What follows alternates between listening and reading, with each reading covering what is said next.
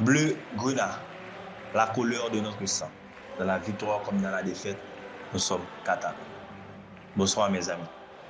5 buts à 4, les amis. Quelle victoire. Après avoir été mené 4 buts à 2 à 23 minutes de la fin du match, les joueurs ont trouvé ce qu'il fallait pour remporter ce match. Le mental, l'envie. Et on ne peut pas parler d'envie, de mental, sans parler de notre guerrier, de notre capitaine, de notre vrai leader offensif, Raphinha Belloli. Il a été décisif en fin de match. Quelle efficacité. Et pourquoi pas, on n'allait pas l'oublier. Pedri également. C'est peut-être le meilleur joueur de ce match, puisqu'il a été régulier pendant tout le match. Il a fait son match en patron. Mais on connaît très souvent, ce sont les buts qui comptent. Ce sont les buts que les gens priorisent. Donc, Raphinha a été le meilleur joueur du match, mais Pedri ne l'aurait pas démérité. À mi-temps, Flick a sorti sa composition. C'était Szczesny dans les buts. On dirait que Szczesny va jouer les matchs de coupe, la Coupe du Roi et la Ligue des Champions. Et Peña va jouer la Liga. Donc, je ne suis pas totalement d'accord avec lui, mais c'est son choix. Donc, il faut le respecter. Koundé, latéral droit, Araújo, Koubassi en défense centrale et Baldé, latéral gauche. Au milieu, Casado, Pedri, Gavi. Ça fait un bon moment. Ça fait déjà 3-4 matchs que c'est son milieu type. Et devant, Raphinha, Lewandowski, Yamal. À part Gavi, qui a joué son 4e match titulaire, je crois, moi, je l'aurais mis sur le banc. Donc, OK, il ne l'a pas fait.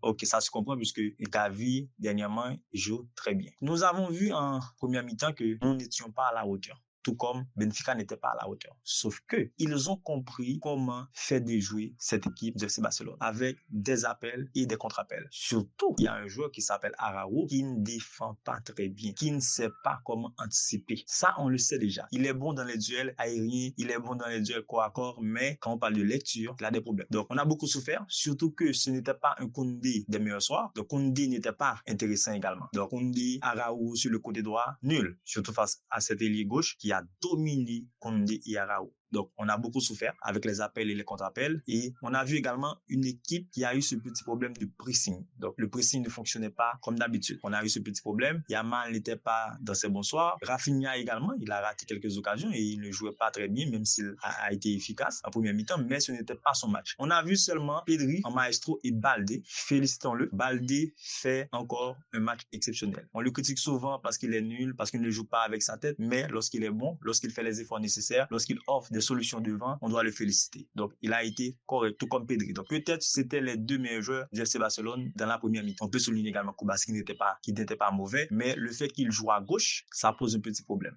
Donc, dans l'animation. En deuxième mi-temps, après avoir été mené 3 buts à 1, heureusement, nous avons eu ce but de Raphinha qui nous permet de retourner dans le match. 3 buts à 2. Malheureusement, une fois de plus, Araújo met un but contre son camp. Tout ça, c'est à cause de mauvais alignement. On l'a vu. Et malheureusement, on va devoir subir ces mauvais alignements parce que chaque semaine, sauf si Flick décide de faire jouer Christensen ou Eric Garcia à sa place. Donc moi, je pense que Eric Garcia doit retourner en défense centrale à côté de Koubassi. On aura Koundé, Koubassi, Eric Garcia et Baldé en défense. Moi, je ne veux plus voir Araújo comme titulaire. Donc, ça, c'est mon choix. Maintenant, en deuxième mi-temps, nous avons eu un petit soulagement avec l'entrée de Frenkie, même si c'était le score qui l'obligeait. Donc, il était positionné en double pivot à côté de Pedri. Et c'était très bien. Sauf que je ne pense pas que ce double pivot va pouvoir fonctionner face aux grosses équipes. Au milieu, on a déjà trouvé, on peut dire, notre milieu type. Donc, ça peut être Casado, Pedri, Olmo, ça peut être Casado, Pedri, Gavi. Même si, on doit le souligner, Gavi et Casado n'ont pas été très bons aujourd'hui. Pour ne pas dire, ils ont été nuls.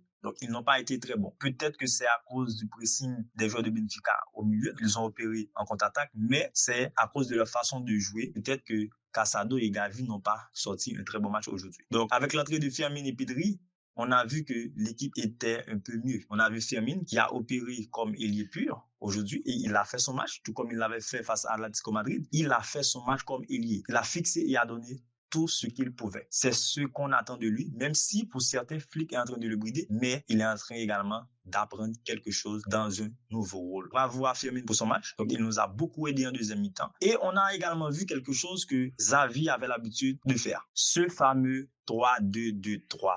Flick l'a fait. Et il l'a fait sans latéraux. Il a fait jouer Eric Garcia, Araújo, Koubassi en défense. Et devant les trois, il a mis Pedri et Frenkie, même si ça ne va pas marcher contre de grosses équipes, mais il l'a fait. Pedri et Frenkie en deux pivots. Et devant ces deux-là, il a mis Ferran et Raphinha. Et sur les deux côtés, Yamal et Firmine et un point Lewandowski. Il l'a fait. C'était peut-être pour aller chercher le score. Et c'est très intéressant. On voit clairement que dernièrement, Flick fait des choix très forts. Tactiquement, il fait des choix très forts.